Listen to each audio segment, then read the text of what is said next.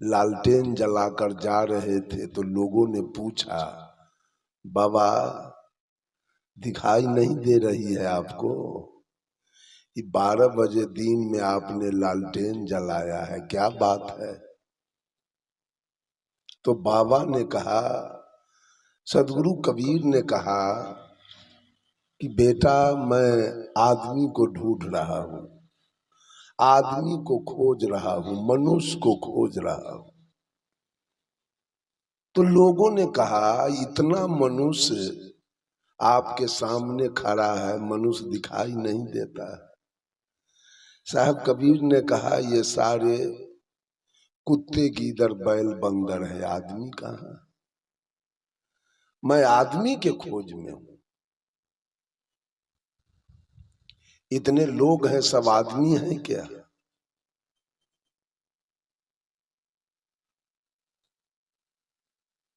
शकल तो आदमी का है, लेकिन अकल, अकल कैसा है? आकृति तो आदमी का है, प्रकृति कैसा है? आदमी के शकल से आज डर रहा है आदमी, आदमी ही मार रहा है, मर रहा है आदमी, आदमी को लूट कर घर भर रहा है आदमी। समझ में आता नहीं क्या कर रहा है आदमी। सब मनुष्य है, सब आदमी है। खाना तो सभी जानवर खाते हैं, पशु पक्षी कीड़ा मकोड़ा सब के सब खाते हैं। मनुष्य भी भोजन करता है, खाता है। सारे जीव जंतु पानी पीते हैं, तो मनुष्य भी पानी पीता है। सारे पशु पक्षी कीड़ा मकोड़ा पैखाना पेशाब करते हैं, तो मनुष्य भी करता है। सारे पशु पक्षी कीड़ा मकोड़ा बच्चा पैदा करते हैं, तो आदमी भी बच्चा पैदा करता है। सारे जीव जंतु अपने अपने समय से सोते और जागते हैं, तो मनुष्य भी सोता और जगता है।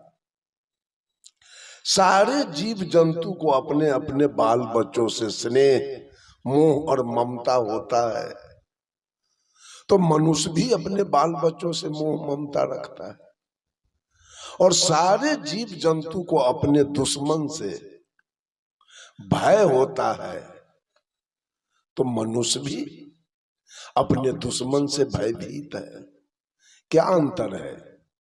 पशु पक्षी कीड़ा मकोड़ा और मनुष्य, इसमें क्या क्या अंतर है? कुछ अंतर नहीं दिखाई दे रहा है। लेकिन मनुष्य चारों खानी में सर्वश्रेष्ठ प्राणी है। मनुष्य को तो श्रेष्ठ होना चाहिए। आज मनुष्य मांस खा रहा है, आज मनुष्य मछली खा रहा है, आज मनुष्य तारी दारू पी रहा है। बंधुओं, साहब कबीर कहते हैं, मनुज प्रकृति से शाकाहारी, मांस उसे अनुकूल नहीं है।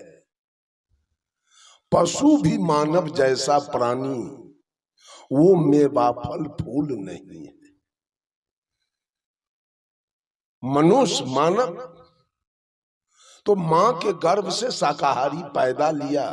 जितने भी मांसाहारी प्राणी हैं धरती पर, वो जब मां के गर्भ से बाहर होते हैं तो आंख बंद करके आते हैं दुनिया में। कुत्ता के बच्चा, बिल्ली के बच्चा, गीदड़ के बच्चा, बाघ के बच्चा, सिंह के बच्चा, जितने मांसाहारी प्राणी हैं वो मां के गर्भ से आंख बंद करके जन्म लेते हैं। और जितने शाकाहारी प्राणी हैं बकरी के बच्चा, भेड़ी के बच्चा, गाय के बच्चा, भैंस के बच्चा, हाथी के बच्चा, घोड़ा के बच्चा, ऊंट के बच्चा, गधा के बच्चा और आदमी के बच्चा, ये प्रकृति प्रदत्त शाकाहारी हैं। ये माँ के गर्भ से आंख खोल के जन्म लेते हैं। जरा अंतर देखा जाए, कितना अंतर है और प्राणी में और मनुष्य में। जितने मांसाहारी प्राणी हैं वो जीभ से उठा के पानी पीते हैं। कुत्ता को देखे हैं पानी पीते हुए, बिल्ली को देखे हैं पानी पीते हुए, वो जीभ से उठा उठा के पानी पिएगा। लेकिन जितने शाकाहारी प्राणी हैं, हाथी को देखिए सूंड भिराएगा पानी खींच लेगा, बकरी को देखिए मुंह लगाएगा पानी खींच लेगा, गाय भैंस को देखिए मुंह लगाएगी पानी खींचेगी, और आदमी भी मुंह लगाया पानी खींच लिया। जितने शाकाहारी प्राणी है वो पानी सुरूक के पीते हैं, और जितने मांसाहारी प्राणी हैं वो जीभ से उठा उठा के पानी पीते हैं। जितने मांसाहारी प्राणी हैं उनके बगल में दोनों तरफ दो दांत बड़ा बड़ा होता है, मांस को चीर फाड़ के खाने के लिए। और जितने शाकाहारी प्राणी हैं उनका दांत बिल्कुल चौरस होता है। जितने मांसाहारी प्राणी हैं उनका आंत छोटा होता है, और जितने शाकाहारी प्राणी हैं उनका आंत बहुत बड़ा होता है। मांसाहारी प्राणी का आंत प्रकृति ने छोटा इसलिए बनाया कि मांस खाए, मांस पचे और तुरंत बाहर हो जाए। मांस अगर आंत में रुकता है तो वो सड़ता है, और सड़ने के बाद वो नाना प्रकार के बीमारी पैदा कर देता है। आप मुसलमान के गांव में जाइए, हॉस्पिटल में जाके देखिए कि हिंदू कितना भर्ती है हॉस्पिटल में और मुसलमान कितना भर्ती। एक बार बिहार के अररिया जिला, गांव का नाम है गोल्हा, जिला वार्षिक सम्मेलन था। पूज्य गुरुदेव आचार्य धर्म स्वरूप साहब भी उसमें आए हुए थे। मेरे लिए उन्होंने कपड़ा लाया ताकि रमाशंकर साहब आपके लिए मैं कपड़ा लाया हूं, कुर्ता सिवा लीजिए। मैं एक मोटरसाइकिल वाला को कहा जरा रानीगंज चलिए, कुर्ता सिवाना है। गए रानीगंज, जब दर्जी के निकट पहुंचे वो मुसलमान था। मुझको देख के वो प्रणाम किया, कहा बाबा आप लोगों का जीवन बहुत सुखमय और शांतिमय। मैंने कहा कैसे? तो आप लोग प्राकृतिक आहार लेते हैं, फल, अन्न, दूध, दही, घृत, मक्खन, मलाई। देख रहे हैं हमारे पास, हमारे अंदर में 10 गो दर्जी काम कर रहा है, मैं सबका मालिक हूं, और मेरे जेब में कभी 10 रुपया रहता नहीं है। मैंने कहा क्यों? पूरे परिवार के लोग मांस मछली खाते हैं, मुर्गा मुर्गी, बकरा बकरी, गाय भैंस, और सदा सब बीमार रहते हैं। 10 रुपया मेरे जेब में नहीं बचता। उदर जी ने हमसे कहा अभी चलिए आप रानीगंज हॉस्पिटल, तो आपका हिंदू कहीं 10 गो बहाल होगा हॉस्पिटल में तो 90 मुसलमान होंगे, इसलिए कि अप्राकृतिक आहार लेते हैं। हमारे गुरुदेव कहा करते थे कि तुम खाओगे मांस और मछली तो कुत्ता गीदड़ बाघ सिंह के लिए अरबा चावल का भात, राहर का दाल, आलू परवल का सब्जी बनेगा क्या उसके खाने के लिए? बंधुओं, साहब कबीर कहते हैं पशु भी मानव जैसा प्राणी। पशु क्या है? वो व्यक्ति है कि वस्तु है? प्राणी है कि पदार्थ है? अगर 12 बजे रात में माघ महीना बारिश शुरू हो जाए और इस स्टैंड को बाहर में रखा जाए और बाहर में बकरी बंधी हुई है रात्रि में बारिश शुरू हो जाए तो ये स्टेन कहेगा कि हमको जार लग रहा है, हमको अंदर करो, लेकिन बकरी चिल्लाएगी इसलिए कि वो प्राणी है और ये पदार्थ है। प्राणी और पदार्थ में अंतर होता है। मैंने कहा जितने मांसाहारी प्राणी हैं उनका आंत छोटा होता है और जितने शाकाहारी प्राणी हैं उनका आंत बड़ा होता है। जितने मांसाहारी प्राणी हैं गर्मी के दिनों में उनके बदन से पसीना नहीं चलती है। कुत्ता को आप देख लीजिए, जेठ महीना वह हाफ के मरेगा लेकिन एक बूंद पसीना उसके शरीर से नहीं है। लेकिन बकरी को पसीना चलती है, गाय को पसीना चलती है, भैंस को पसीना चलती है, हाथी को पसीना है, घोड़ा को पसीना है, गधा को पसीना है और मानव को पसीना है। जितने मांसाहारी प्राणी हैं उनके बदन से पसीना नहीं चलती है और जितने शाकाहारी प्राणी हैं उनके बदन से पसीना चलती है। जितने मांसाहारी प्राणी हैं उनकी आयु कम होती है और जितने शाकाहारी प्राणी हैं उनकी आयु अधिक होती है। There are great difference between मांसाहारी एंड शाकाहारी। मांसाहारी और शाकाहारी में धरती और आसमान का अंतर है।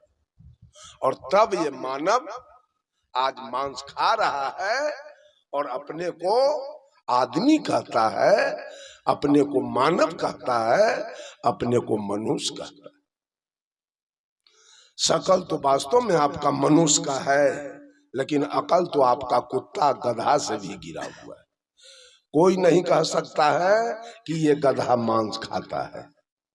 किसी की हिम्मत नहीं है कहने का कि यह गधा मांस खाता है। लेकिन मानव सर्वश्रेष्ठ प्राणी है, इस पर मनुष्य की अंगुली उठ रही है और लोग कहता है फलाने बाबू का बेटा मांस और मछली भी खाता है और दारू भी पीता है।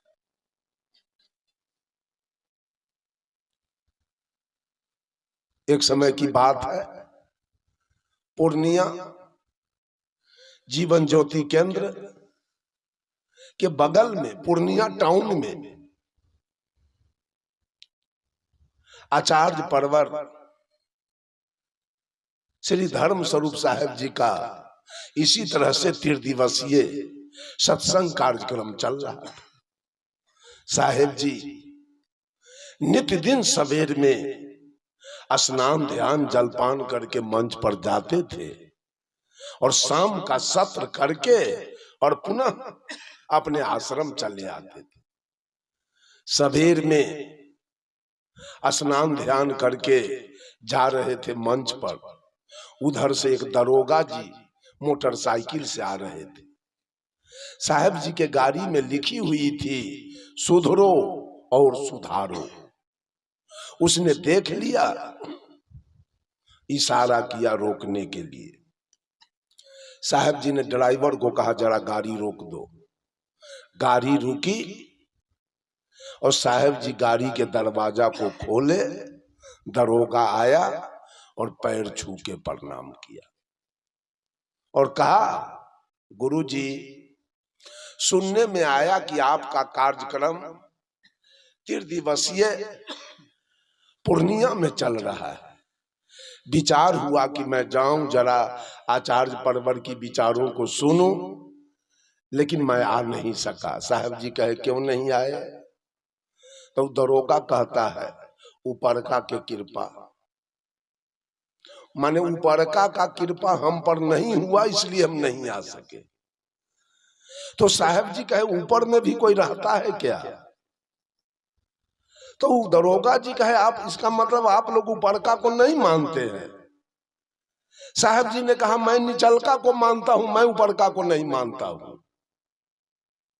तब उसने कहा इसका मतलब कि आप लोग सच्चे साधु नहीं हैं। और रामायण का चौपाई बोला, जब दरबहु दीन दयाल राघव साधु संगति पाइए।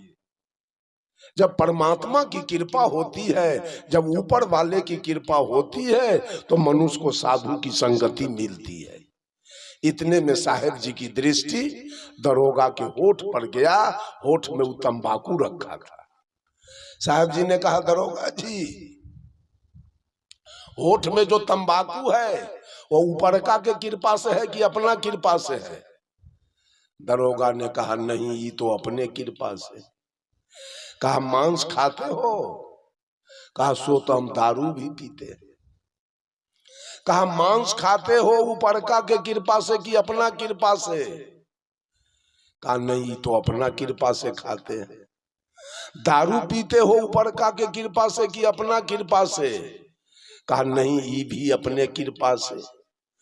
कोई कपार फोड़वा के, इज्जत लुटवा के आपके थाना पर जाता है FIR दर्ज कराने, घूस जो लेते हो ऊपरका के कृपा से कि अपना कृपा से? कहा, नहीं, ये भी अपना कृपा से। साहब जी कहे, अरे भले आदमी, खैनी खाते हो अपना कृपा से, मांस खाते हो अपना कृपा से, दारू पीते हो अपना कृपा से, घूस लेते हो अपना कृपा से, और सत्संग में जाते हो ऊपरका के कृपा से। हटो रोड पर से। हटा करके और गाड़ी निकल गई। मनुष्य होना आसान बात है, मनुष्यता प्राप्त करना ये मानव शरीर किस लिए मिला था? साहब कबीर कहते हैं, अवसर बहुत भलो रे भाई, अब सर बहुत भलो रे भाई, जो देहिया देवन को दुर्लभ, सो देहिया तुम पाई। इतना सुंदर मानव शरीर ज्ञान भूमिका, मोक्ष भूमिका पाकर के केवल दौलत बढ़ाने में लगे हो, केवल मकान बनाने में लगे हो, केवल बच्चा पैदा करने में लगे हो, केवल मामला मुकदमा लड़ने में लगे हो। ये मानव शरीर क्यों मिला था? अंत में सारे जोनियों से भटकते भटकते एक अवसर मिला था, एक मौका है। भगवान राम ने अपना प्रजावासियों से कहा था, बड़ा भाग्य मनुष्य तन पावा, सुर दुर्लभ सद ग्रंथ ही गावा। साधन धाम, ये मानव शरीर साधनों का धाम। जितना साधन आप करना चाहें मनुष्य शरीर में हो जाए, लेकिन गाय चाहे भैंस चाहे बकरी चाहे साधन करना तो वहां संभव नहीं। साधन धाम मोक्ष कर द्वारा, पाई न जहीं पर लोक सम्हारा। और ऐसे मानव शरीर को पाकर आप अपने परलोक पर कोई विचार नहीं किया। सो परत्र दुख पावही, सिर धुनी धुनी पछतावही, काल ही कर्म ही ईश्वर ही, मिथ्या दोष लगावही। जब अपना सुधार नहीं किए हो तो कर्म का परिणाम जिस दिन भोगना पड़ेगा तो माथा पटक के रोओगे, भगवान को दोष लगाओगे, देवी देवता के दोष लगाओगे, डाइन के दोष लगाओगे, वर्तमान कर्म के दोष लगाओगे, लेकिन भोगोगे अपने कर्म का परिणाम। बंधुओं, एक कबीरपंथी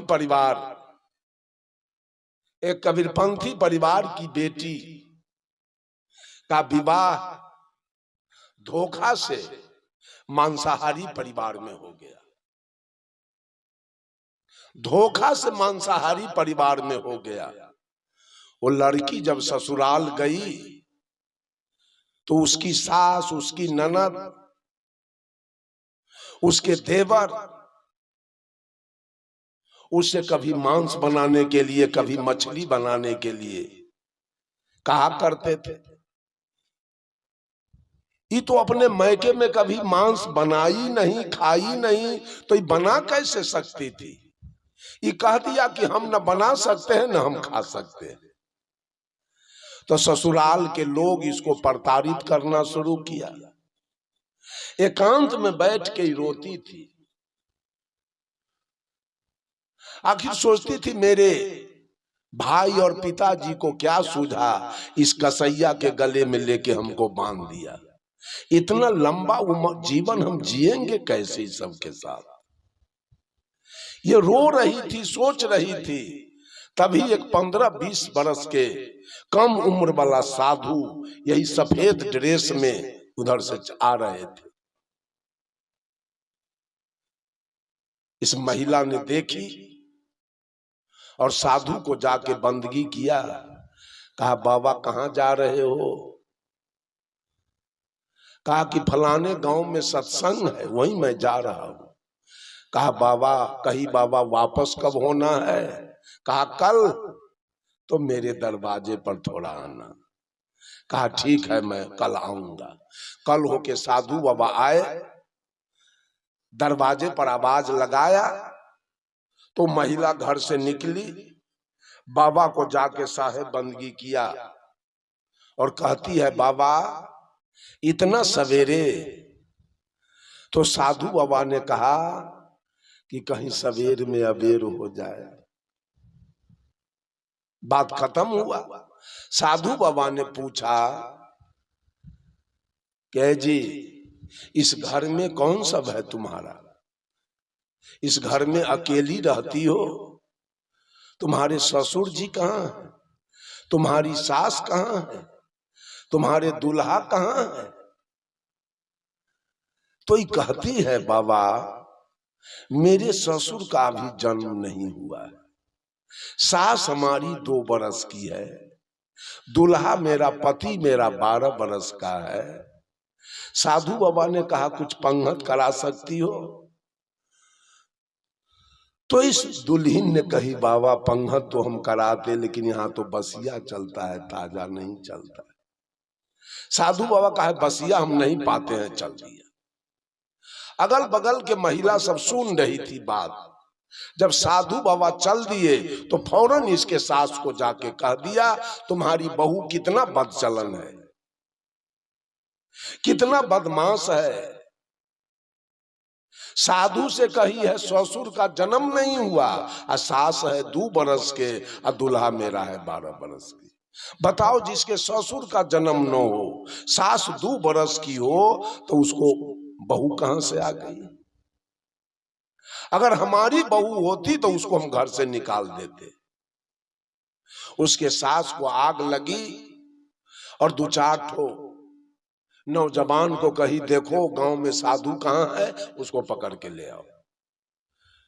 वो लड़का सब गया, साधु को पकड़ के लाया।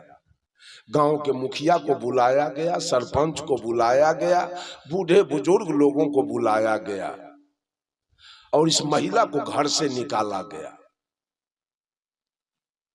पंचायती शुरू हुआ। मुखिया जी ने कहा साधु से बाबा आप कोई युवती नई नवेली दुल्हन से बात करने की क्या जरूरी थी? बाबा ने कहा मुखिया जी हमको कोई जरूरी नहीं था, यही तो बुलाई तो हम चले आए।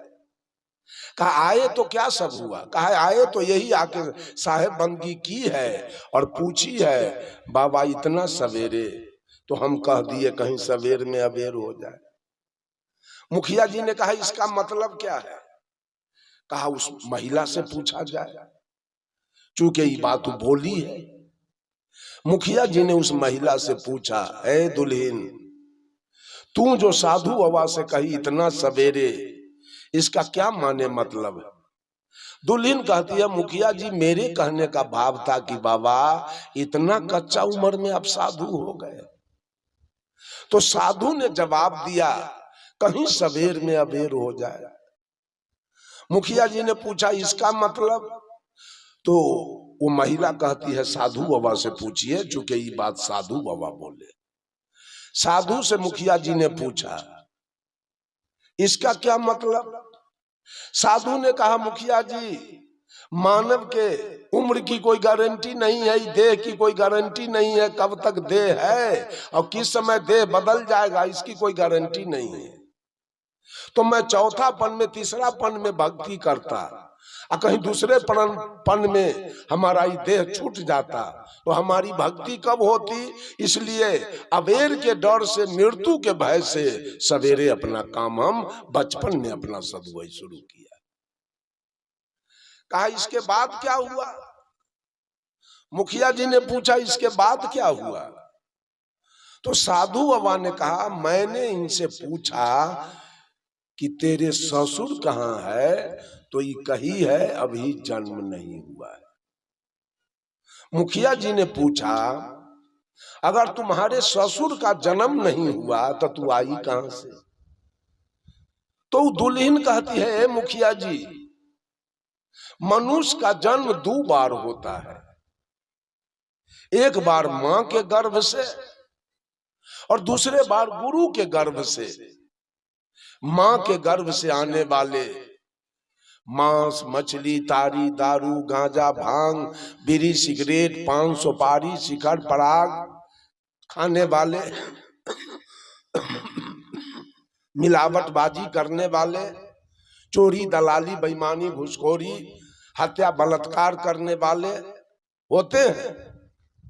लेकिन मुखिया जी दोबारा जो गुरु के गर्भ से जन्म लेता है वो साधु होता है, वो सज्जन होता है, वो प्रबुद्ध होता है, वो शाकाहारी होता है, वो निर्वाण होता है, वो अवधूत होता है, वो जोगी होता है, वो वीतराग होता है, वो सन्यासी होता है, वो सदाचारी होता है, वो ब्रह्मचारी होता है। मुखिया जी ससुर के तरफ इशारा करती है, इस पापी से पूछा जाए कि इसका जन्म अभी आदमी में हुआ है? ये रात दिन मांस मछली खाता है, रात दिन तारी दारू पीता है, इससे पूछा जाए कि इसका आदमी में जन्म अभी हुआ? अब तो सारे पंच का मुंह बंद हो गया, कोई कुछ बोल नहीं रहा। आप लोग बोलिए, जो मांस मछली खाता है वो मानव है कि दानव? क्या है? शकल तो आदमी का है, लेकिन वो आदमी है नहीं, वो दानव है, वो राक्षस है, वो बाघ है, वो सिंह है, वो भालू है, वो चीता है, वो कुत्ता है, वो गीदड़ है, वो बिल्ली है, वो चिल्होर है, वो गिद्ध है। शकल केवल आदमी वाला है, आदमी नहीं, उसका आदमी में जन्म नहीं हुआ है। मुखिया जी ने कहा सास के बारे में कही हो 2 बरस के जी, हमारी सास भी वही खाती थी, लेकिन 2 बरस पहले कोई सदगुरु मिला और हमारे सास को कंठी माला दिया, दीक्षा दिया। अब हमारी सास भात, रोटी, साग, सब्जी, दूध, दही, घृत, मक्खन, मलाई खा रही है। हमारे सास का जन्म 2 बरस पहले आदमी में हो गया। कहा दूल्हा के बारे में कही हो 12 बरस के जी, हमारा दूल्हा भी वही खाता था कुत्ता गिदड़ वाला भोजन, लेकिन 12 बरस पहले कोई सदगुरु मिला और हमारे दूल्हा को कंठी माला दिया। आज हमारा दूल्हा काजू, किशमिश, बादाम, मुनक्का, छुहारा, सेव, संतरा, अनारस, बेदाना खा रहा है। 12 बरस पहले हमारे दूल्हा का जन्म आदमी में हो गया। फिर मुखिया जी कहे तो साधु बाबा भोजन मांगे तो तू कहीं बसिया होगा, ताजा नहीं होगा। जी हमारा जो पापी ससुर है, इसके पिताजी और दादाजी सब लोग कबीरपंथी थे, सबके गले में कंठी माला, सब लोग सत्संग भजन करते थे। वही लोग जो कर्म धर्म करके गए उसी भाषा पर चल रहा है। अभी ताजा में ही पापी सब कुछ कर नहीं रहा है। ताजा हम क्या साधु बाबा को खिला, पूरे गांव का लोग सुधर गया। बंधुओं, माताओं, बहनों, आदमी में जन्म लेना आसान बात है, लेकिन आदमियत प्राप्त करना, मनुष्यता प्राप्त करना बड़ा कठिन बात है। आज मनुष्य से गिरा हुआ इस धरती पर कोई प्राणी नहीं, इसके जैसा श्रेष्ठ कोई प्राणी नहीं, और इसके जैसा विचार से गिरा हुआ धरती पर कोई प्राणी नहीं है। मैंने कहा मनुज प्रकृति से शाकाहारी, मांस उसे अनुकूल नहीं है। पशु भी मानव जैसा प्राणी, वो मेवा फल फूल नहीं। वो जीते हैं अपने श्रम पर, उनकी होती नहीं दुकानें। सागर देती उन्हें न मोती, हीरे देती उन्हें न खाने। उन्हें नहीं है आय कहीं से, और न उनके कोष कहीं है। नहीं कहीं के बैंकर बकुले, नहीं क्लर्क खरगोश कहीं। वस्त्राभरण न मिलते उनको, मिलते उन्हें दुकूल नहीं है। साहब कबीर कहते हैं, ऐ हृदयहीन मानव, ऐ दयाहीन मानव, अतः दुखी को अधिक सताना, ये मानव के अनुकूल नहीं। मनुष्य दिखाई दे रहा है क्या? सारे मनुष्य हैं क्या? साहब कबीर कहते हैं, अगर मनुष्य का शरीर पाए, भोजन करने का आपके पास ठिकाना नहीं है, पानी पीने का ठिकाना नहीं है। 10-10 दिन पर आप स्नान करते हैं, 20-20 दिन पर आप कपड़ा धोते हैं, लैट्रिन से आते हैं तो एक बार में हाथ ऐसे मज लिया और लोटा उटा सब मज दिया, वो साफ हुआ कि गंदा हुआ? मनुष्य है तो मनुष्य के तरह से चलिए, तब मनुष्य है। अब मनुष्य वाला शकल केवल पा लिए और पशु के तरह समय बिता रहे जा रहे हैं, तो मनुष्य कैसे आपको कहा जाए? साहब कबीर कहते हैं मनुष्य नहीं है, ये नर पशु है। रूप इसका नर वाला है, सारा काम इसका पशु वाला। जिसको पैखाना करने का ठिकाना न हो, पेशाब करने का ठिकाना न हो, बोलने का ठिकाना न हो, खाने का ठिकाना न हो, सोने का ठिकाना न हो, बच्चा पैदा करने का ठिकाना न हो, वो मनुष्य कैसे हो सकता है? उसको सदगुरु कबीर ने नर पशु कहा है। इसका रूप है नर वाला, चाल पूरा है पशु वाला। और दूसरा साहब कबीर कहते हैं, बहुत सारे लोग गुरु पशु हैं। गुरु बना है गरेरी और चेला बना है भेरी। गुरु की बात पर विश्वास करके आज क्या दुर्गति हो रही है समाज का। आज गुरु के बात पर विश्वास करके बाप बेटा में बोलचाल नहीं है, चचा भतीजा में बोलचाल नहीं है, भाई भाई सहोदर भाई में खाना पीना और बोलचाल और आना जाना नहीं हो रहा है, केवल गुरु के बातों पर विश्वास करके। हम गुरु के बात पर विचार करेंगे, हम गुरु के बात पर विश्वास नहीं करेंगे। समझ लीजिए, अगर विश्वास करते हैं तो आपकी जीवन यात्रा खत्म हो जाएगी, समाप्त हो जाएगी। विचार कर, विश्वास करके कितने पंथ बन गए। रामानंदी, कबीरपंथी, आर्य समाज, आनंद मार्ग, गायत्री परिवार, योग निर्माण मिशन, गांधी निर्माण मिशन, विवेकानंद मिशन, जय गुरुदेव, बाल युगेश्वर, सतपाल जी, सदाफल देव जी, आशा राम जी, रामपाल जी, भगवान रजनीश, हरदेव सिंह जी, ठाकुर अनुकूल चंद्र जी, आशुतोष जी महाराज, मेही बाबा, राधा स्वामी, ओम शांति, जैन, बौद्ध, ईसाई, इस्लाम, यहूदी, पारसी, इतना तो इसमें हुआ। और बौद्ध धर्म में 2 दल हुआ, हीनयान और महायान। जैन धर्म में 2 दल हो गया विश्वास करके, श्वेतांबर और दिगंबर। रामानंदी में 4 दल हो गया, निम्काचार्य, शंकराचार्य, रामानंदाचार्य और माधवाचार्य। कबीर पंथ में 12 दल हो गया। विचार पर होता क्या? गुरु के बात पर अगर विचार किया जाए तो ऐसा हो सकता था क्या? विश्वास करके आपके यहाँ चले या न चले, हमारे बिहार में एक शिव चर्चा चल रहा है, शिव गुरु। विश्वास करके वो सारे लोग मांस खाते हैं, मछली खाते हैं, तारी दारू पीते हैं और शिव की चर्चा करते हैं। कोई विचार हुआ वहां? ऐसा विश्वास करते करते और गुरु लोगों ने चमत्कार दिखा दिखा करके अपना पंथ चलाने के लिए इतना दल बनाया। साहेब कबीर बीजक से कहते हैं, काहू के बचन ही पूरे, काहू कारामाती, मान बराई ले रहे हिंदू तुर्क जाति। बात बोते आसमान की, मुद्दत नियरानी, बहुत खुदी दिल राखते बूढ़े बिन पानी। कहे कबीर का सो कहूं सब जग अंधा, सांचे से भागी फिरे झूठे के बंदा।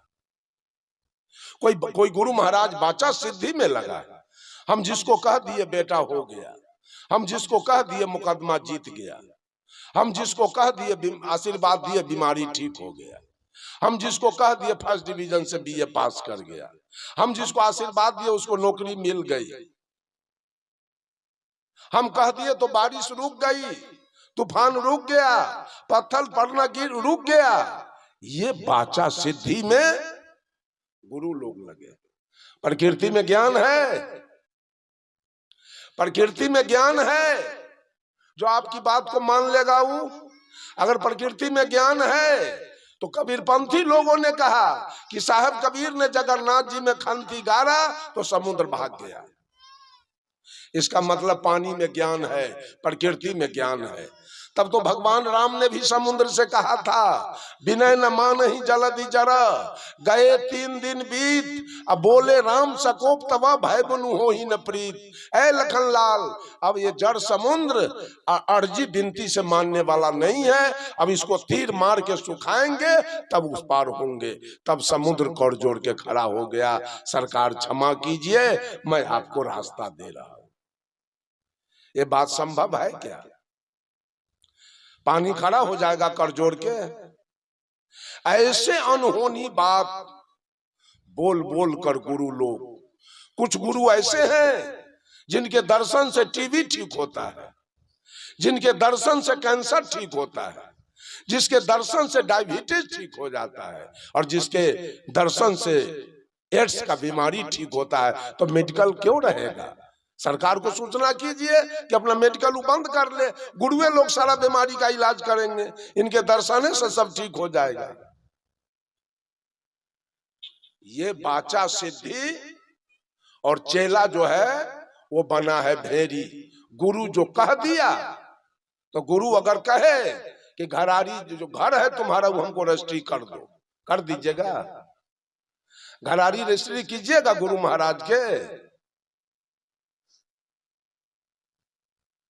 सब लोग बाचा सिद्धि में लगकर सब मार्ग, भगवान राम की पूजा अनादि काल से होती आ रही है। आज राम के नाम पर कितने दुकान खुले हैं, कितने लोग राम की चर्चा करके अपना पेट पाल रहे हैं, पैसा खींच रहे हैं, पैसा कमा रहे हैं। भगवान शिव की पूजा अनादि काल से होती आ रही थी, आज शिव के नाम पर ओम शांति है, शिव के नाम पर आनंद मार्ग बाबा नाम केवलम है, शिव के नाम पर शिव चर्चा है। भगवान कृष्ण की पूजा अनादि काल से होती आ रही थी, आज भगवान कृष्ण के नाम पर कृष्ण प्रणामी धर्म चल रहा है, त्राहि अच्युत चल रहा है, राधे राधे चल रहा है। किसी में किसी का बनाव नहीं और किसी से किसी का पट नहीं। आज कबीर के नाम पर गरीबदास जी ने पंथ चलाया। सब लोगों ने देखा है तस्वीर में सदगुरु कबीर के गले में माला है कि नहीं है?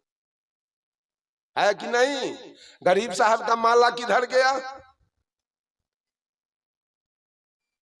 उनको माला नहीं चाहिए, उनको दाढ़ी नहीं चाहिए, उनको केस नहीं चाहिए, उनको केवल हाथ में एक धागा चाहिए। ये कबीरपंथी कहते हैं। और ये चेला मूड के समाज को इतना बर्बाद किया है, इतना बर्बाद कर रहा है जिसका हिसाब किताब नहीं। उसके भी तो अनुयायी हैं, उनके बात पर भी तो विश्वास किया गया। केवल विश्वास कर कर करके, मैं विश्वास करने वाला नहीं हूं, मैं विश्वास करने वाला नहीं हूं, मैं गुरु के बात पर विचार करने वाला हूं। अगर मेरे शंका का समाधान न हो तो मैं उस पंथ में नहीं रहूंगा, किसी कीमत में नहीं रहूंगा। एक एक शंका मैंने आचार्य श्री धर्म स्वरूप साहब के सामने रखा, एक एक जीवन का शंका, और सारे शंका का समाधान आचार्य परवर जी ने क्लियर रूप से, कहीं कोई संदेह नहीं, कहीं कोई भ्रम नहीं, पूरा क्लियर करके सारे शंका का समाधान उन्होंने किया। तब मैं यहाँ के, मेरी यात्रा रुकी और तब मैं यहाँ के स्थिर हो गया, नहीं तो मैं नहीं रह सकता। ये गुरु पशु, गुरु के पीछे पीछे दौड़ने वाले केवल लोग। किशनगंज बंगाल के निकट है, किशनगंज बिहार का अंतिम बॉर्डर है, केवल मुसलमान का एरिया है। 75% किशनगंज जिला में मुसलमान है। आज तक वहां एक भी हिंदू सांसद नहीं जीत पाए किशनगंज से। आज के परिस्थिति में वहां कांग्रेस का सांसद है, कभी नहीं जीता आज तक। इतिहास है, आजादी से लेकर आज तक एक भी हिंदू वहां से जीत नहीं पाया। सब दिन मुसलमान लोग जीतते हैं किशनगंज। वहां पर कार्यक्रम था, सत्संग। साहब जी अपने आसन पर थे, हम भी अपने रूम में आसन पर थे। साहब जी को हम देखे आसन से निकल के चले आ रहे हैं, तो हम भी निकल गए, उठ के खड़ा हो गए। खड़ा हो गए तो साहब जी आए, हमसे कहते हैं, देखिए उनकी ईमानदारी क्या है। हमसे कहते हैं, ए रमाशंकर, हम कहे जी मेरे ऊपर भी भरोसा मत रखना। कितनी ईमानदारी थी वहां। मेरे ऊपर भरोसा लेके मत जीना, अपना भरोसा करना अपना, तब कल्याण होगा। आचार्य परवर जी ने मुझे कहा कि अपना भरोसा कीजिए। मेरा आज बहुत सारे लोग गुरु के भरोसा पर जीना और बैकुंठ जाना और सतलोक जाना और जन्नत में जाना चाहते हैं। बैकुंठ है क्या? बैकुंठ कहाँ है? बी माने नहीं और कुंठ माने इच्छा। जिसकी इच्छा वासना मर गई वह भी बैकुंठ में है। सतलोक जो सत आत्मा में स्थित हो गया, मन को छोड़ के, वह भी सतलोक में है। जन्नत जो अपने को जान लिया और सारे विकार से दूर हो गया, वह भी जन्नत में है। साहब कबीर कहते हैं, नरतु पार उतर कहाँ जइहो, आगे पंथी पंथ ना कोई, कुछ मकान न पइहो। कहे कबीर सुनो भाई साधु, जहां के पौध तहां ठहरइयो, जाना भी। बहुत सारे लोग गुरु पशु के चलते कबीर पंथ 12 दल में छिटा गया। अगर गुरु के बातों पर विचार होता तो ये पंथ 12 दल में नहीं छिटाता। 12 दल नहीं होता, एक दल रहता। कोई कुछ बता रहा है, कोई कुछ कर रहा है। एक गुरु का चेला कहा कि हमारे गुरु महाराज 12 बजे रात में आकाश में उड़ते हैं। गांव का लोग कहा तो इसका गुरु बहुत है जानकार। अच्छा एक काम करो, आज रात में देखना है इसके गुरु महाराज कैसे उड़ते हैं। मठ के पीछे झाड़ी में 2-4 आदमी जाके बैठ गया। 12 बजे रात में गुरु जी को जब लघु शंका लगी तो पानी लेके निकले लघु शंका करने के लिए। तो ये सब बतिया रहा है, देखो अब गुरु महाराज आ रहे हैं, अब उड़ेंगे, सावधान रहना, आप गुरु महाराज उड़ेंगे। गुरु महाराज के कान में आवाज गया, कहा कौन है जी, झाड़ी में कौन है छिपा हुआ? कहा आप ही के गांव के लोग तो हम दिनेश हैं, रमेश हैं, महेश हैं। अरे तो 12 बजे रात में जंगल में सांप बिच्छा का डर नहीं है, रात में क्या करते हो यहाँ? कहा गुरुजी, आपका चेला कहा था कि हमारे गुरुजी 12 बजे रात में उड़ते हैं, वही देखने के लिए तो हम लोग बैठे हुए हैं। गुरुजी ने कहा रे हम थोड़े उड़ते हैं, चेला सब हमको उड़ाता है, हम नहीं उड़ते।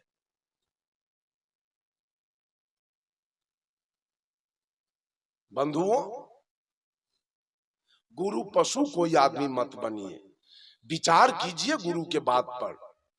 गुरु अगर गलत कह रहा है, गुरु अगर 2 2 5 कह रहा है, किसी कीमत पर हम नहीं मानेंगे गुरु को बात, हम नहीं मानेंगे।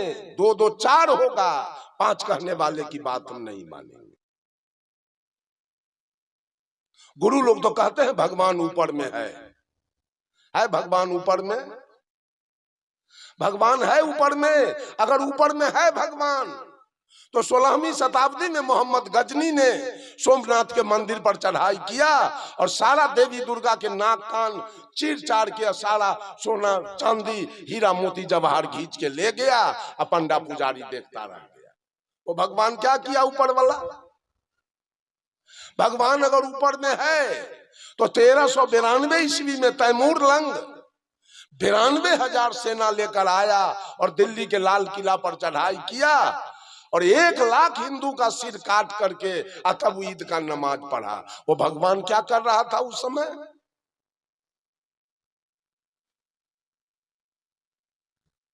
बंधुओं, गुरु पशु कोई आदमी मत बनिए, इंसान बनिए, आदमी बनिए, मनुष्य बनिए और गुरु के बातों पर विचार कीजिए, तुलना कीजिए। ये गुरु महाराज क्या कह रहे हैं और ये गुरु महाराज क्या कह रहे हैं, वास्तविकता क्या है, सही क्या है?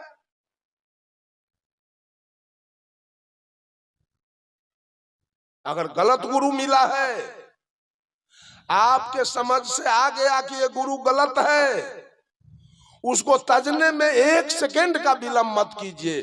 जितना जल्दी हो गलत गुरु को तेज देना चाहिए, नहीं तो आपके जीवन को बर्बाद करके छोड़ देगा। विश्वास करने वाले गुरु आपके जीवन को बर्बाद करेगा। इसलिए गुरु करना चाहिए विचार के, गुरु कीजिए छान के और पानी पीजिए जान के। गुरु गुरु में भेद है, गुरु गुरु में भाव, सोई गुरु नित बंदिए जो शब्द बता देता हो। क्या कबीर साहब का विचार 12 प्रकार का था? 12 रंग बोलते थे। किसी को कुछ कह दिया, किसी को कुछ कह दिया, किसी को कुछ कह दिया और किसी को कुछ कह दिया। क्यों ना आज तक लोग गुरु से पूछा कि आप लोगों ने जो 12 पंथ बनाया है ये आया कहां से?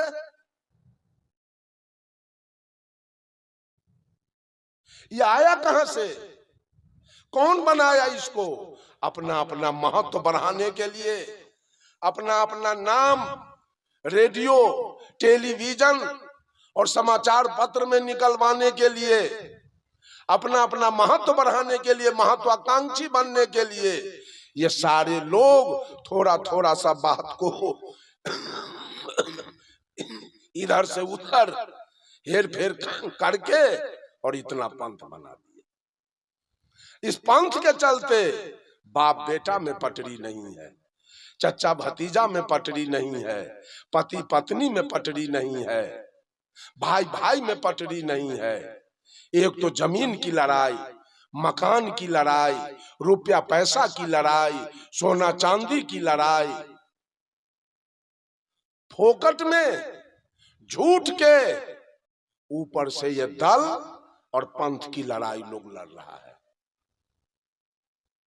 गुरु के चलते, मात्र गुरु के चलते। गुरु को तो चाहिए कि बेटा समाज में मिल के रहना, समाज से अलग तो जी नहीं सकते, समाज से अलग तुम्हारा कल्याण नहीं हो सकेगा। और वो सही गुरु होगा तो उस आदमी को समाज से मिल करके रहने का आदेश करेगा। लेकिन आज गुरु के चलते आज समाज की और व्यक्ति की दुर्दशा हो रही है। ये पंथ है, ये शिष्य है और ये गुरु है। साहब कबीर ने इसको कहा ये सब गुरु पशु है। कुछ लोग तो नर पशु हैं कि सकल मनुष्य का है और सारा कारोबार उसका पशु का है, इनको साहब कबीर ने नर पशु कहा। और कुछ लोग गुरु पशु है, गुरु को गरेरी बनाया है, आपने भेरी बना है। गरेरी आगे आगे चल रहा है, भेरी सब पीछे से चल रहा है। वो आदमी कहाँ है, वो चेला कहाँ है? तो सब पशु। और तीसरे है वेद पशु। सारे हिंदू समाज ने वेद को मालिक बनाया है, वेद को मालिक बना दिया गया और वेद के अनुकूल सारे लोग चलते हैं। श्राद्ध कीजिए तो पंडित बुला के लाइए, विवाह कीजिए तो पंडित बुला के लाइए, घर का उद्घाटन कीजिए तो पंडित बुला के लाइए, बैजनाथ धाम जाइए तो पंडित बैठे हैं, काशी जाइए तो पंडित बैठे हैं, अयोध्या जाइए तो पंडित बैठे हैं, वृंदावन जाइए तो पंडित बैठे हैं, गया जाइए तो पंडित बैठे हैं, दुर्गा का पूजा कीजिए तो पंडित बैठे हैं, काली का पूजा कीजिए तो पंडित हैं, सत्यनारायण व्रत कथा कीजिए तो पंडित जी हैं। बंधुओं, सब लोगों ने वेद को मालिक बनाया। हिंदू समाज वेद मालिक बना है, वेद गुरु बना है और सारे लोग उसके गुलाम बने हैं, वेद के गुलाम बने हैं। वेद का मूल क्या है? वेद का मूल है ओम। ओम दो प्रकार से लिखे जाते हैं। एक ओम होता है हर्षई, औकार ओ, और ई या मो संयुक्त हलंत ओम। इस ओम में तीन मात्रा है, ओ जोड़ ऊ जोड़ म। अ ब्रह्मा, ऊ विष्णु, म महादेव। और एक ओम है आकार, हर्षुकार, आगे से मकार, ऊपर अर्धचंद्राकार, उसके ऊपर बिंदु है। आकार है ब्रह्मा, हर्षुकार है विष्णु, मकार है महादेव, अर्धचंद्र है अद्या और बिंदु है निरंजन। आकार है काम, हर्षुकार है लोभ, मकार है क्रोध, अर्धचंद्र है मोह और बिंदु है अहंकार। ये पांच का नाम है ओम। आकार ब्रह्मा, इसके इंद्रियानी है त्वचा, हर्षुकार विष्णु, इसके इंद्रियानी है जिह्वा, मकार महादेव, इनके इंद्रियानी है आंख, और अर्धचंद्राकार अद्या, इनकी इंद्रियानी है नाक, और बिंदु निरंजन, इनके इंद्रियानी है कान। तो कान के शब्द के फेर में मिर्गा मारा जाता है। आंख से रूप देखने के फेर में वो कीड़ा फतिंगा मरकरी पर जल के मर जाता है। नाक के गंध में भंवरा फूल पर मर जाता है। जिह्वा के स्वाद में मछली पानी में मर जाती है और त्वचा के स्पर्श में हाथी मर जाता है। इसी ओम का रट पूरा दुनिया आज हिंदू समाज में, कबीर पंथी में ओम का चर्चा है। बहुत सारे लोग ओम का रट लगाते हैं, ओम भजते हैं। ओम है, कबीर साहब कहते हैं, पढ़ो रे मन ओ नामा सीधं, पढ़ो रे मन ओ नामा सीधं, ओंकार संसार को सिरजा, वाही में सब रंग। ओंकार संसार को सिरजा, वाही में सब रंग।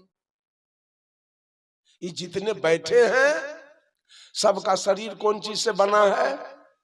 ओंकार से। ओंकार क्या है? धरती, आकाश, हवा। धरती का रंग है पीला, आकाश का रंग है नीला, वायु का रंग है हरा, जल का रंग है श्वेत और अग्नि का रंग है लाल। और इसी तत्व से शरीर का निर्माण हुआ। ओंकार संसार को सिरजा, वाही में सब रंग। सब रंग इसी के पास है, लेकिन ओ पुरुष है सबसे न्यारा, बसत सबन के संग, पढ़ो रे मन ओना मासीधं। लेकिन बिजली के करंट को आटा चक्की से कोई लेना देना है क्या? कोई मतलब है? ठीक उसी प्रकार से ये शरीर एक आटा चक्की है और ये आत्मा एज ए करेंट है। तो करेंट ने अपना सत्ता दिया तो आटा चक्की चल रही है, आत्मा ने शरीर को सत्ता दिया तो आंखें देख रही है, कान सुन रहा है, नाक सुगंध दुर्गंध ले रहा है, मुंह बोल रहा है, खा रहा है, त्वचा स्पर्श कर रहा है। लाइन काट जाए तो आटा चक्की बंद रहेगी, आई आत्मा निकल जाए तो इस शरीर। दोनों में कोई संबंध है? अरे आटा चक्की में है बॉल, बैरिंग, नट, बाल्टू, गोरिया, डोंगा, उसमें अनाज दिया जाता है। इससे करंट को क्या लेना देना है? कोई माने मतलब है? साहब कबीर कहते हैं पांचों तत्व से तो इस शरीर का निर्माण हुआ। आत्मा तो केवल इसको सत्ता दिया है अपना, तो इस शरीर क्रियमान है। आत्मा अपना सत्ता समेट लेगा, शरीर डेड बॉडी हो जाएगा, उसी समय निष्क्रिय हो जाएगा। ओंकार संसार को सिरजा, वाही में सब रंग। ओ पुरुष है सबसे न्यारा, बसत सबन के संग, पढ़ो रे मन ओना मासीधं। अब ओ के बाद क्या होता है? ओ के बाद ना, नाम निरंजन नैना मध्य, नाना रूप धरंग। निराकार निर्गुण अविनाशी, लखिन परे वाके रंग, पढ़ो रे मन ओना मासीधं। ओना के बाद माँ, माया मोह मगन भय नाचे, उपजे रंग तुरंग। माटी के तन फिर न रहा तुम्हें, दिनचारी के संग, पढ़ो रे मन ओना मासीधं। माँ के बाद सी, शील संतोष हृदय बीच राखो, सत्य सबूरी अंग। सत्य वचन संतन के मानो, सृजनहारा संग, पढ़ो रे मन ओना मासीधं। अंत में है ढंग, धंधा धोखा दिल में न राखो, धैर्य धरो तेहि अंग। कहीं कबीर सुनो भाई साधो, गुरु के नाम अनंत, पढ़ो रे मन ओना मासीधं। और मैं भूल गया था, गुरु लोग का औजार क्या है सो समझ लीजिए। सबके औजार में भी एकता नहीं है। कोई गुरु का कहना है, कोई गुरु जी का मंत्र है, हरियम किलियम सोहम सत्यम ओम निरंजन सतनाम। ये भजोगे तो तुम्हारी मुक्ति होगी, तुम्हारा कल्याण होगा। और दूसरे गुरु का मंत्र है रारंग सोहंग ओम निरंजन सतनाम, ई भजोगे तो मुक्ति होगी। और किसी गुरु महाराज का मंत्र है शब्द ब्रह्म नाद ब्रह्म अमृत ब्रह्म ज्योति ब्रह्म, ई भजोगे तो मुक्ति होगी। और कोई गुरु का मंत्र है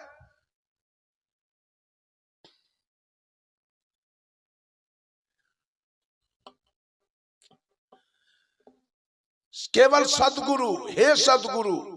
और किसी गुरु का मंत्र है ओम भूर्भुवः स्वः तत्सवितुर्वरेण्यं भर्गो देवस्य धीमहि धियो यो न प्रचोदयात्।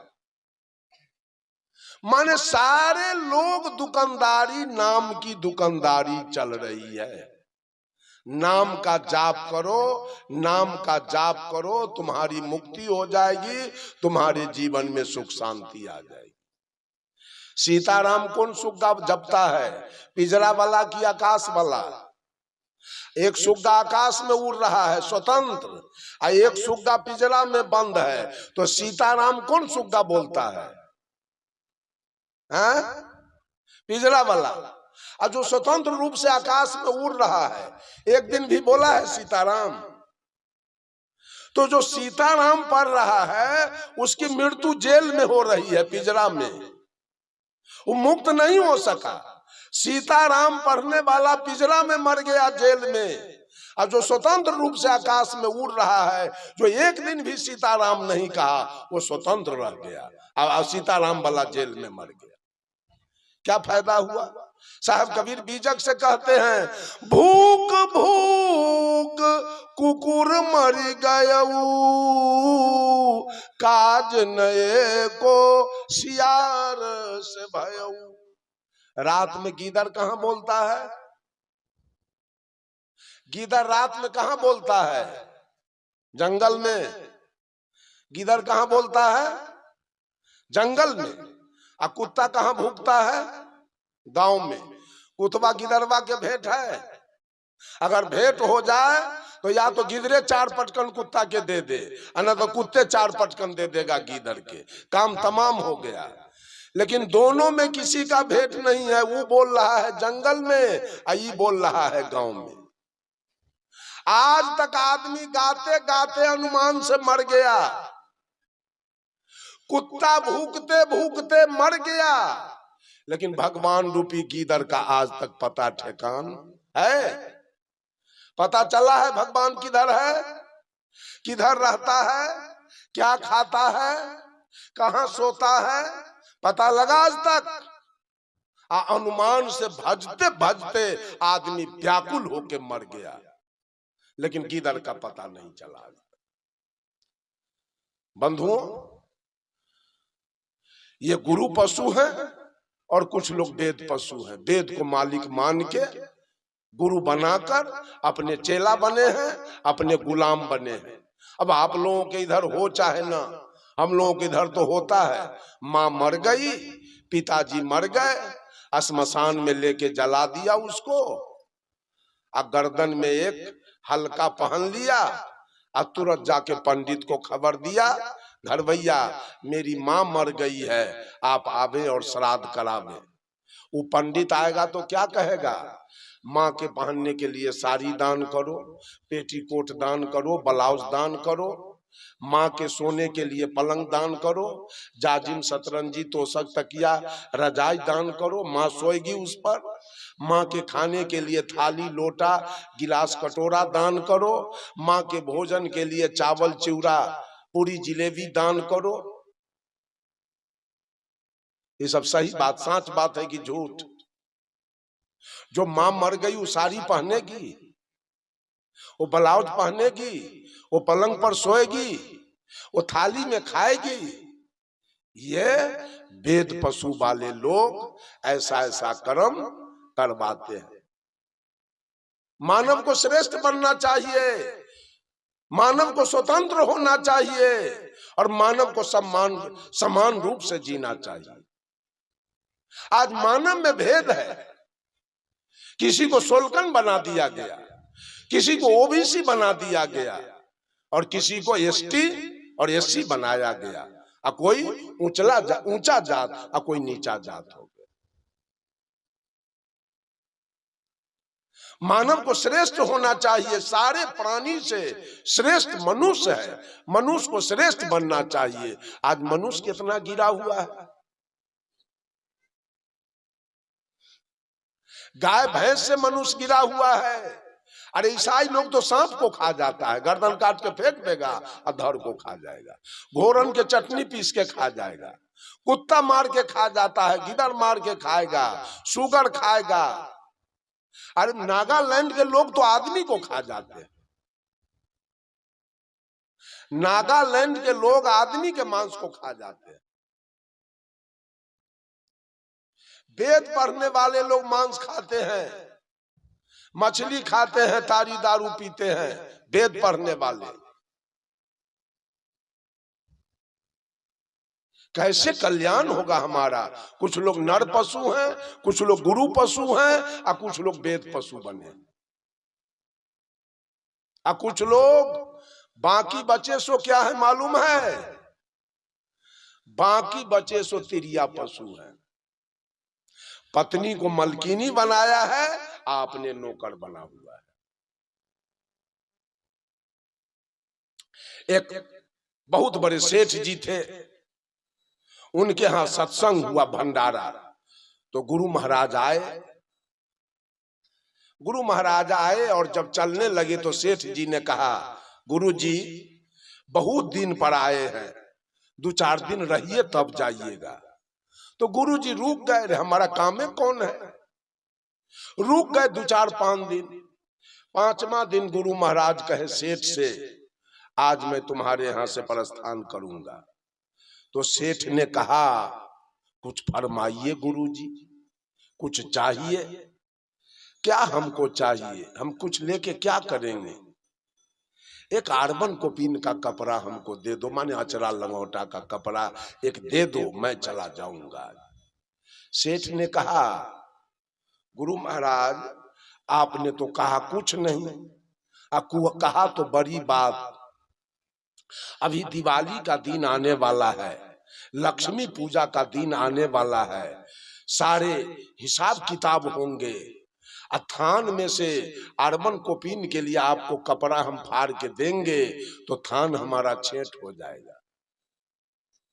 ले उसके लिए तो थोड़ा कपड़ा चाहिए, तो थोड़ा फाड़ेंगे तो थान हमारा गड़बड़ाएगा, हिसाब किताब करना है। आप ऐसा कीजिए, आप अगला साल आएंगे और पूरा थान बीक के छेंट जो बच जाएगा वह आपके लिए हम रखेंगे, अगला साल आके आप ले जाइएगा। गुरु महाराज के मुंह का बात मुंहे में रह गया। बेचारे चुपचाप बैठे हुए थे। सेठ जी गए दुकान पर और सेठ जी की पत्नी आ गई दौड़ के।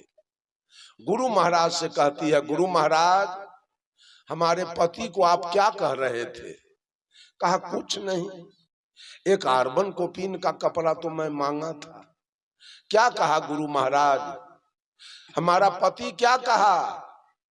अरे तुम्हारा पति कहा है अगला साल आने के लिए, अभी थान फाड़ के आपको देंगे, थान हमारा छेट हो जाएगा, ले पूरा थान का कपड़ा बिक जाएगा और थोड़ा बचेगा वो आपके लिए हम रखेंगे, अगला साल आके ले जाइए। सेठाइन कहती है, आपको तो मैं कई बार समझा दिया कि सेठवा हमारा चेला है हमारा। पत्नी कहती है पति के बारे में, वो सेठ मेरा चेला है, आपका चेला नहीं है। गुरु महाराज ने कहा, ऐसा भी कहीं हुआ है? पत्नी के चेला कहीं पति हुआ है? कहा तो आज भर रह के देख लीजिए जो सेठ किसका चेला है। गुरु महाराज देखे तो हमारा काम कौन बिगड़ रहा है, एक दिन रहिए जाते हैं अब देख तो लेते हैं जो वास्तव में सेठ किसका चेला है। शाम हुई और सेठनिया पलंग पर जाके चितपट होके उलटने पलटने लगी और चिल्लाने लगी। नौकरवा गया सेठ के यहाँ, मालिक ये क्या बात है, आज मलकिनी नहीं बचेगी। पलंग पर चितपट हो रही है और चिल्ला रही है। सेठ दौड़ के वहां से दुकान पर से घर पर आया, देखा तो वास्तव में सेठाइन इधर से उधर उलट पलट के जाती है, उधर से इधर आती है और खूब जोर से चिल्ला रही है। सेठ ने नौकर से कहा चले जाओ और जल्दी कोई बढ़िया MBBS डॉक्टर लेके आओ। नौकरवा जब मोटरसाइकिल स्टार्ट करने लगा तो सेठनिया कहती है सेठ से, सुनिए इधर आइए, अभी उसको रोकिए, अभी नौकर को जाने से रोकिए। सेठ उसको रोक दिया, रुक जाओ जी। कहा क्या बात है? अरे ये बीमारी एक बार हमको नैहर में भी मैके में भी हुआ था। तो सेठ ने पूछा ठीक कैसे हुआ? अरे आप ही के जैसे मेरा बाप भी सेठ था, है मेरा पिताजी, इसी तरह का बीमारी उखड़ा तो 100 जोड़ा south silk Gajji silk sari में आग लगा के जरवा के और राख हमको दिया, हम उसको देह में लगा लिए, बीमारी हमारा ठीक हो गया। सेठ कहा तो साड़ी की कौन कमी है? नौकर को कहा उतारो ऊपर से साड़ी। नौकरबा 100 जोड़ा बनारसी साड़ी उतार दिया, सेठबा सलाई बार के लगा दिया, साड़ी जल गई पूरा 100 जोड़ा। कितना राख बनेगा? इतना एक चुटकी राख बना। राख लेके सेठ गया पत्नी को देने, लीजिए राख लगा लीजिए कि आपका बीमारी ठीक हो जाएगा। सेठाइन कहती है राख को फेंक दीजिए, अब हमारा बीमारी ठीक हो गया। जाके साधु बाबा से कहती है बाबा सेठ किसका चेला है? आपके लिए एक आर्बन कोपिन का कपड़ा नहीं था, अब मेरे लिए 100 जोड़ा बनारसी जला है। बोलो सेठ किसका चेला है? बाबा जी कह दिए हम समझ गए, सेठ तुम्हारा चेला है। आज मैं भामर समेट के यहाँ से जा रहा हूँ, अभी चेला के यहाँ दोबारा आना नहीं। बहुत सारे लोग तो तिरिया पशु हैं, पत्नी के बात मान के चलते हैं, पत्नी जो कहेगी वही काम होगा। अगर कहेगी गुरु महाराज का सेवा नहीं करना है तो आप नहीं करेंगे। साहब कबीर कहते हैं 4 प्रकार के पशु इस संसार में है, नर पशु, गुरु पशु, वेद पशु, तिरिया पशु संसार। कहे कबीर वे न पशु जाके विमल विचार। जिसका विचार पवित्र है, जिसका विचार स्वच्छ है, जिसके अंदर ज्ञान है, वैराग है। कबीर साहब कहते हैं करहु विचार ते सब दुख जाई, अब परिहरि केरा झूठ सगाई। हम लोग विचार से चले, विचार मार्ग को अपनावे, विश्वास मार्ग नहीं, विचार मार्ग को अपनावे, विचार से चले, ज्ञान से चले, अपना कल्याण करे, सुंदर सब समाज का निर्माण करे। इन्हीं चंद शब्दों के साथ वाणी में देता हूं विराम।